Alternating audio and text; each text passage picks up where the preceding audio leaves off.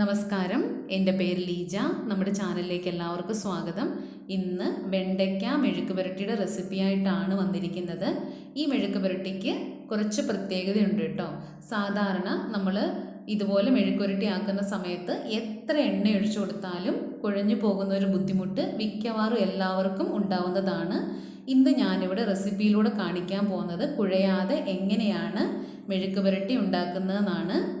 റെസിപ്പിയിലേക്ക് പോകുന്നതിന് മുമ്പിട്ട് എൻ്റെ ചാനൽ ഇനി സബ്സ്ക്രൈബ് ചെയ്തിട്ടില്ലെങ്കിൽ ഒന്ന് സബ്സ്ക്രൈബ് ചെയ്യുക. ഇത് തയ്യാറാക്കിയെടുക്കാൻ വേണ്ടിയിട്ട് ഞാനിവിടെ 1/2 കിലോ വെണ്ടയ്ക്കയാണ് മുറിച്ചെടുത്തിരിക്കുന്നത്.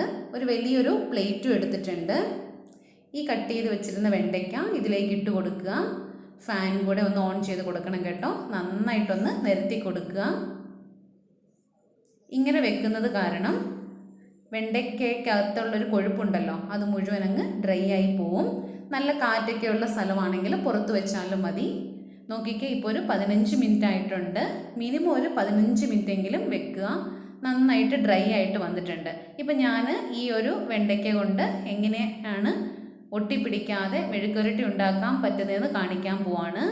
തയ്യാറാക്കി എടുക്കാൻ വേണ്ടി സ്റ്റൗ ഓണാക്കി ഒരു പാൻ വെച്ച് കൊടുത്തിട്ടുണ്ട്. ഇതിലേക്ക് ഏകദേശം 1.5 ടേബിൾ സ്പൂൺ എണ്ണ ചേർത്ത് കൊടുക്കുകയാണ്. ഈ ഒരു രീതിയിൽ ചെയ്യുന്നത് കാരണം അധികം എണ്ണയുടെ ആവശ്യമില്ല. എണ്ണ നന്നായിട്ട് ചൂടായിട്ടുണ്ട്. ഇതിലേക്ക് 1/2 ടീസ്പൂൺ കടുക് ചേർത്ത് കൊടുക്കുകയാണ്.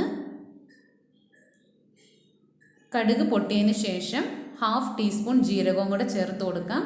മസ്റ്റായിട്ട് ചേർക്കണമെന്നില്ല, ചേർക്കുവാണെങ്കിൽ നല്ലൊരു ഫ്ലേവർ ആയിരിക്കും.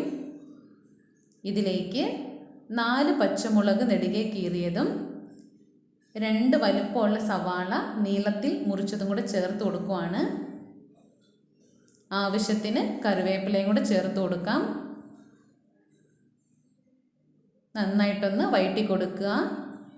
മീഡിയം ഫ്ലെയിമിൽ വെച്ചിട്ട് നന്നായി വഴറ്റിയെടുക്കാം. ഈ ഒരു രീതിയിൽ ചെയ്യുന്നത് കാരണം ഒരുപാട് സമയത്തിൻ്റെ ആവശ്യമില്ല. ഒരു 4 മിനിറ്റ് കൊണ്ട് നമുക്ക് തയ്യാറാക്കി എടുക്കാവുന്നതേ ഉള്ളൂ.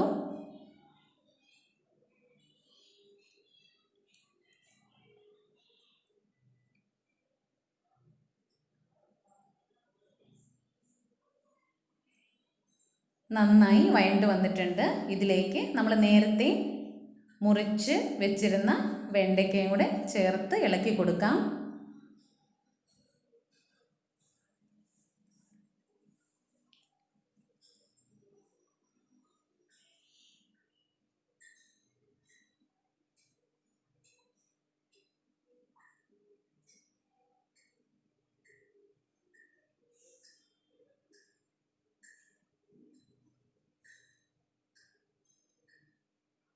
നന്നായിട്ടൊന്ന് മിക്സ് ചെയ്ത് കൊടുക്കാം. ഇതിലേക്ക് ഒരു 1/2 ടീസ്പൂൺ മുളക് പൊടി, ഒരു 1/4 ടീസ്പൂൺ മഞ്ഞൾപ്പൊടി,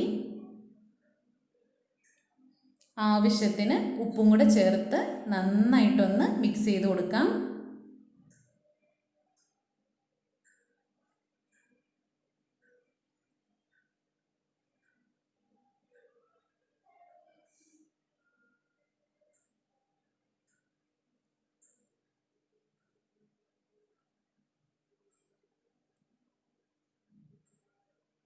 ഇപ്പോൾ ഒരു 2 മിനിറ്റ് ആയിട്ടുണ്ട്. ഈ ഒരു രീതിയിൽ തയ്യാറായി വന്നിട്ടുണ്ട്. ഒരു മീഡിയം ഫ്ലെയിമിൽ വെച്ച് വേണം തയ്യാറാക്കി എടുക്കാൻ. ഇനി ഒരു 2 മിനിറ്റ് കൂടെ മതിയാവും.